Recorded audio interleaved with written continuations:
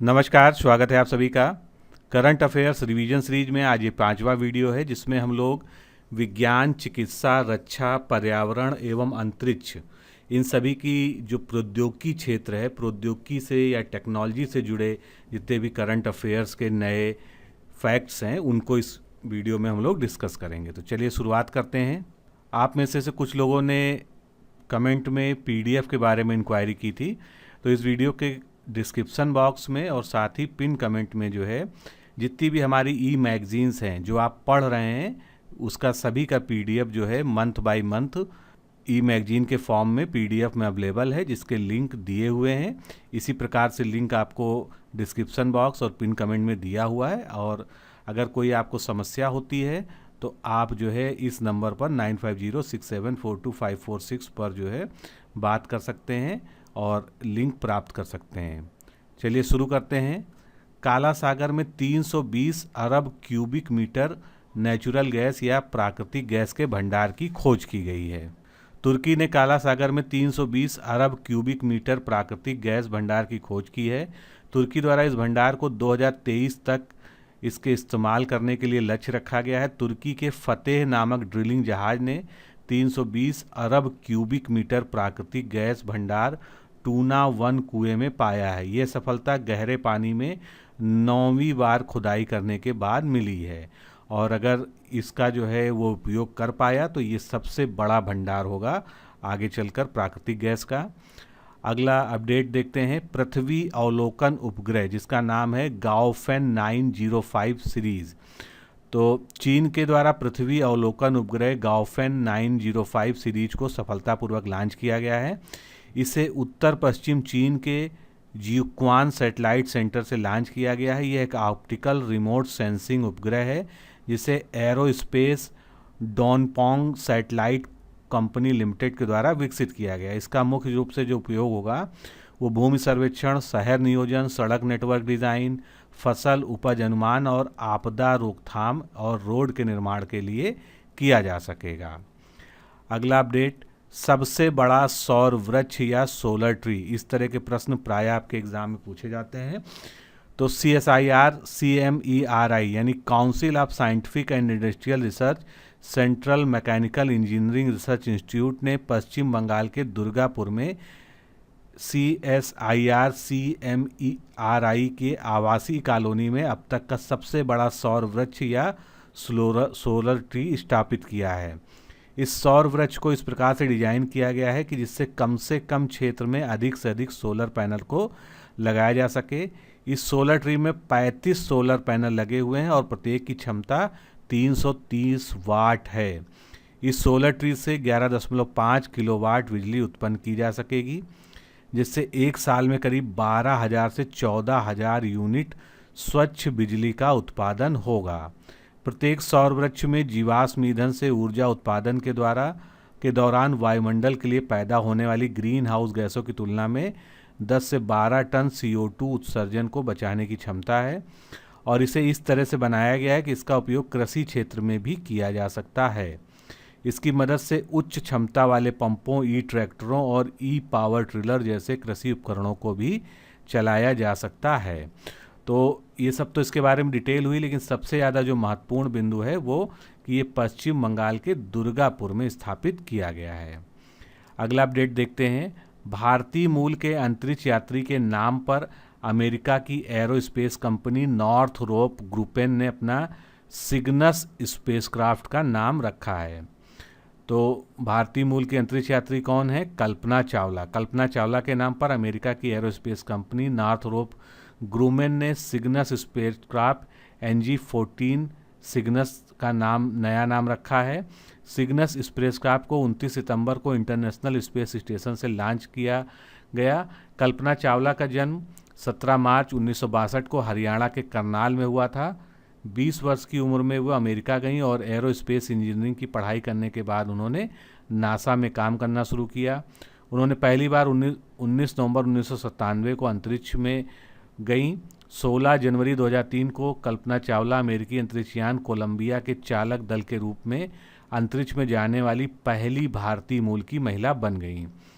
1 फरवरी 2003 को अंतरिक्ष में 16 दिनों का सफ़र पूरा करने के बाद वापसी के दौरान पृथ्वी के वायुमंडल में प्रवेश करते समय उसकी उष्मारोधी परतें फट गईं, यानी कोलंबिया जो शटल था, और यान क्षतिग्रस्त हो गया, जिससे सभी अंतरिक्ष यात्रियों की मृत्यु हो गई थी। नेक्स्ट को अपडेट देखते हैं। Microprocessor Moushik. IIT Madras द्वारा माइक्रो प्रोसेसर मॉसिक बनाया गया है, जो इलेक्ट्रॉनिक्स और सूचना प्रौद्योगिकी मंत्रालय भारत सरकार के द्वारा वित्त पोषित है। यह पूर्णतः स्वदेशी तकनीक पर आधारित एक माइक्रो प्रोसेसर है। मॉसिक की अवधारणा, डिजाइन और विकास राइज ग्रुप के प्रताप सुब्रमण्यम कॉल centre for digital intelligence and secure hardware architecture में की गई थी। PSCDI SHA आईआईटी मद्रास के कंप्यूटर साइंस एवं इंजीनियरिंग विभाग के तहत एक विभाग है। मॉसिक एक स्वदेशी RISC माइक्रो प्रोसेसर है तथा यह देश में शक्ति माइक्रो प्रोसेसर प्रोग्राम के तहत विकसित किया गया है, जो 6 कंप्यूटर चिपों में से तीसरी है।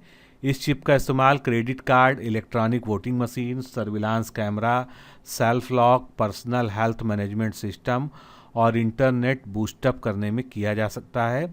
यह 180 नैनोमीटर चिप है और इसकी स्पीड 100 मेगाहर्ट्ज़ है। इसका उपयोग घरेलू उपकरणों में भी किया जा सकता है। नेक्स्ट अपडेट देखते हैं। परमाणु संपन्न सौर मिसाइल का परीक्षण। तो परमाणु संपन्न सौर मिसाइल का परीक्षण किया गया, जिसकी मारक क्षमता कितनी है? 700 किलोमीटर से 1000 किलोमीटर तक। भारत ने देश में विकसित परमाणु हथियार में ले जाने में सक्षम और आवाज़ की गति से तेज यानी हाइपरसोनिक सौर मिसाइल का उड़ीसा के परीक्षण रेंज से सफलतापूर्वक परीक्षण किया है। सतह से सतह पर मार करने वाली इस सामरिक मिसाइल को APJ अब्दुल कलाम द्वीप में एकीकृत परीक्षण रेंज के प्रक्षेपण परिसर 4 से प्रक्षेपित किया गया। ये 200 किलोग्राम से 1000 किलोग्राम भार ले जाने में सक्षम है। ये मिसाइल भारत की K-15 मिसाइल का भूमि संस्करण है। K श्रृंखला की मिसाइलों का नाम देश के पूर्व राष्ट्रपति APJ अब्दुल कलाम के नाम पर रखा गया है। अगला अपडेट है परम सिद्धि। परम सिद्धि क्या है? ये भारत का सबसे तेज आर्टिफिशियल इंटेलिजेंस वाला सुपर कंप्यूटर है। बहुत ही महत्वपूर्ण है ये फैक्ट। सबसे बड़े HPC AI सुपर कंप्यूटर परम सिद्धि AI को centre for development and advance computing यानी CDAC ने कमीशन किया है।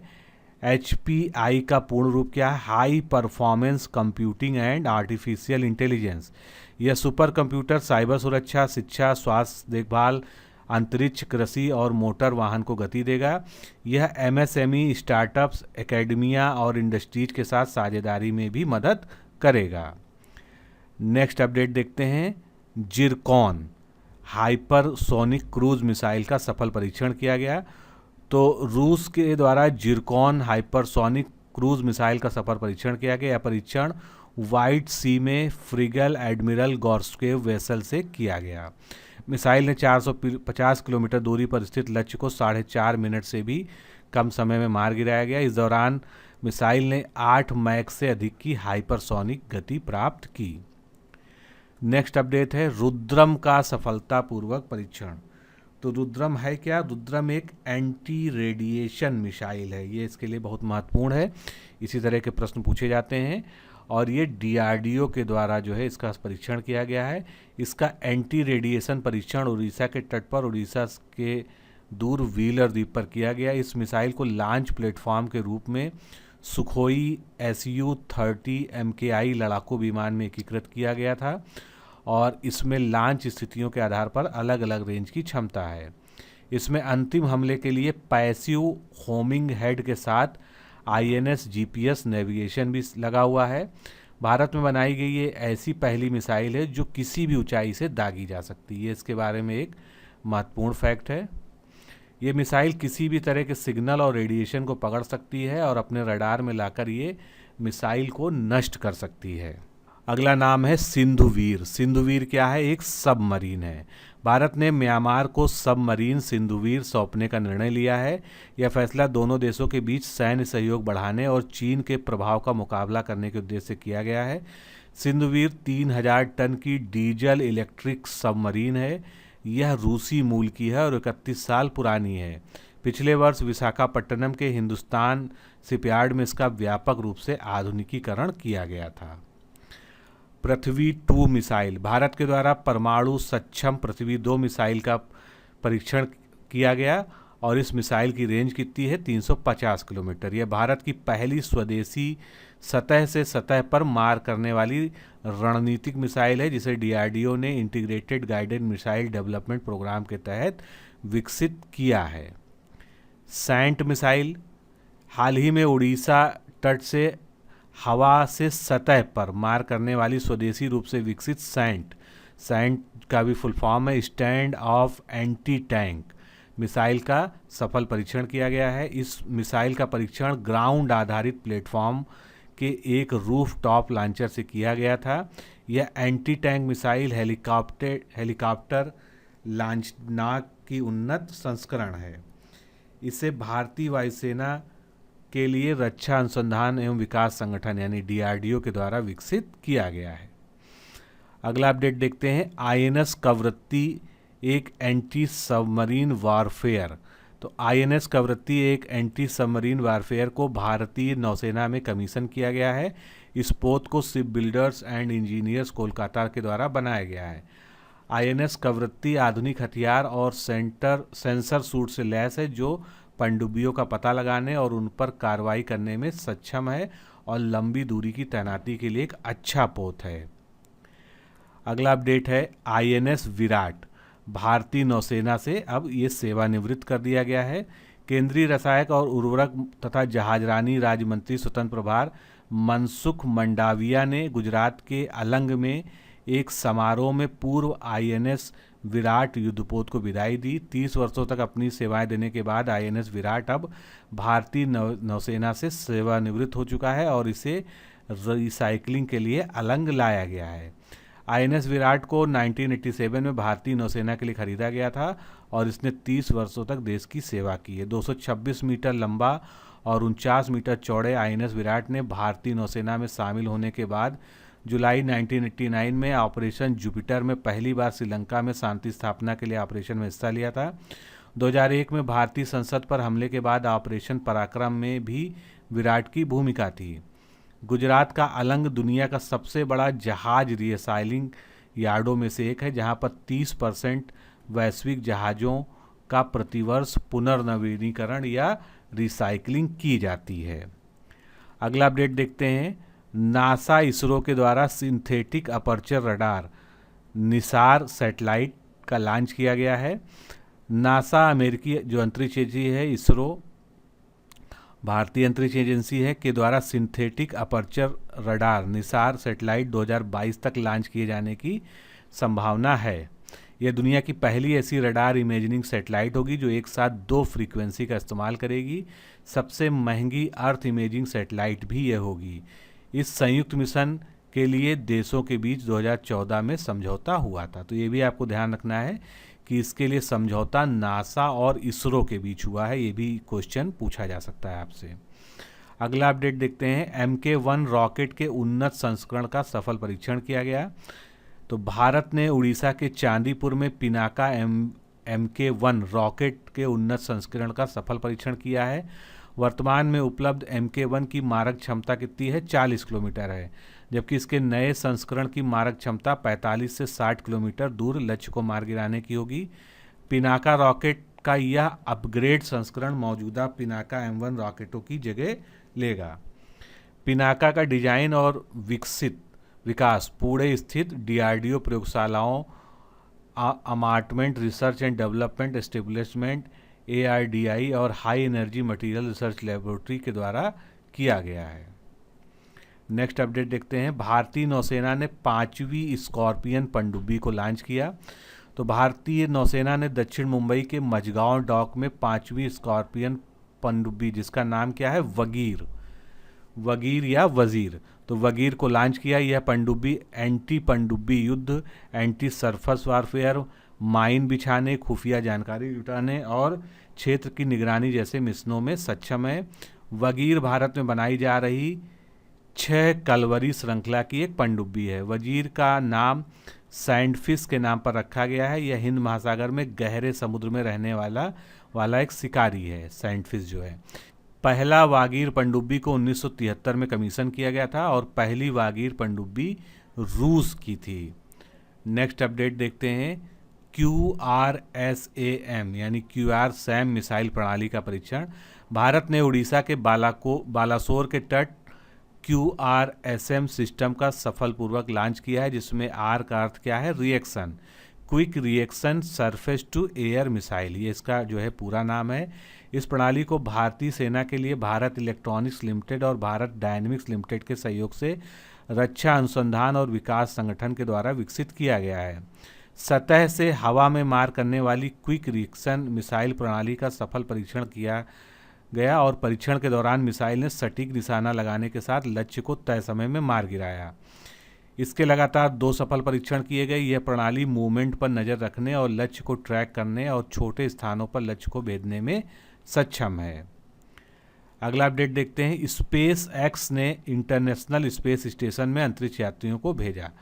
स्पेस एक्स ने इंटरनेशनल स्पेस स्टेशन में नासा के 4 अंतरिक्ष यात्रियों, जिसमें से 3 अमेरिकी हैं, 1 जापानी है, कि पहली बार किसी निजी कंपनी के अंतरिक्ष यान के द्वारा अंतर्राष्ट्रीय अंतरिक्ष स्टेशन पर भेजा है।